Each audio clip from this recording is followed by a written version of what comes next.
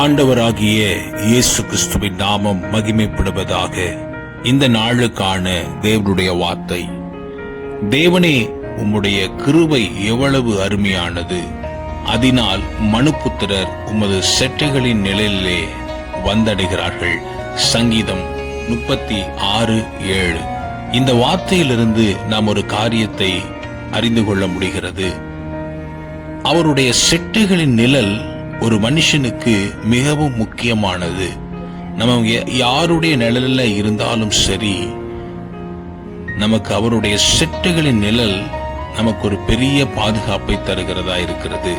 அதோடு மாத்திரமல்ல, அவருடைய கிருபை எவ்வளவு அருமையானதாய் இருந்தபடினால் மனுஷராகிய நாம் அவருடைய செட்டைகளின் நிழல்ல தங்குகிற ஒரு வந்தடைகிற பாக்கியத்தை நாம் பெற்றிருக்கிறோம்.